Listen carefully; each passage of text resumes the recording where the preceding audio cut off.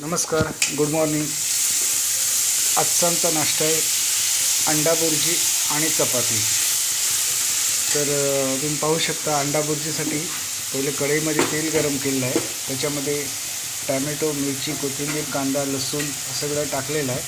ते व्यवस्थित परतून घेतलेलं आहे. आता त्याच्यामध्ये हळद, हिंग टाकलेलं आहे. ते सुद्धा एकदा व्यवस्थित ढवळून घेतलं जाईल.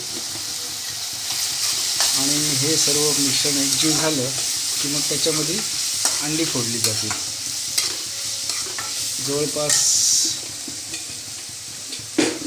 8 अंड्यांची बुर्जी करायची आहे. तर हे सगळं आपलं परतून झालेलं आहे. आता त्याच्यामध्ये अंडी फोडणार आहोत.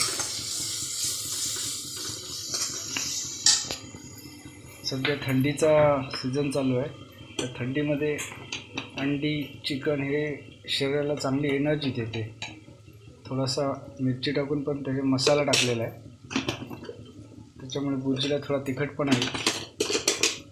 आणि आता हे सगळं एकदा ढवळून घेऊन त्याच्यामध्ये अंडी फोडली जाणार आहेत. तर आमच्याकडे बुर्जी बनवण्याची ही अशा प्रकारची पद्धत आहे की लसूण, कांदा वगैरे सगळं एकत्र करून चांगलं शिजवलं जातं. नंतर अंडी फोडली जातात. मग 5 ते 10 मिनटामध्ये बुर्जी तयार होते. तर आपण पाहू शकता, जवळपास 8 अंडी फोडलेली आहेत. हे शेवटचं अंडं आहे.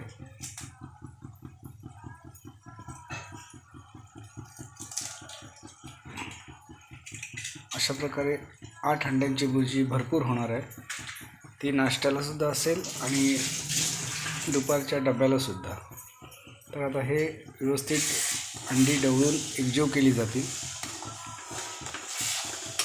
बाकी तर कांदा, टॅमॅटो वगैरे सर्व शिजलेलं आहे. फक्त ही अंडी शिजण्यासाठी जवळपास 10 मिनटं जातील. 10 मिनटामध्ये बुर्जी पूर्णपणे तयार झालेली असेल.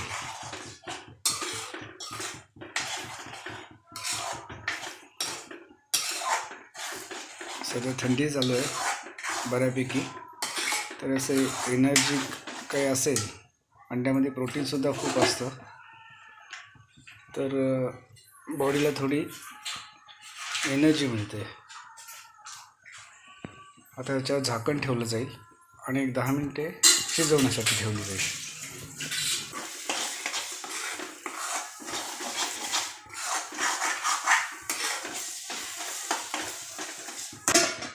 आता आपली बुर्जी ही मंद आचेवरती ठेवलेली आहे. एक 10 मिनटानंतर झाकण काढून परत एकदा चेक केलं जाईल, पण ती तयार झालेली असेल.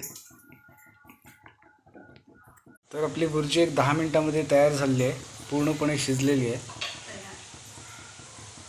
खूप चांगल्या प्रकारे आपण बघू शकता की तिला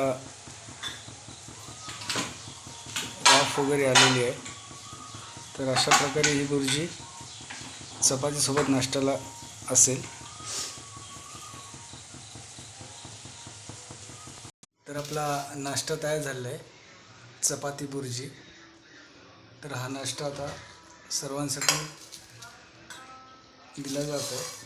तर बुर्जी तशी खूप टेस्टी झाली आहे, कारण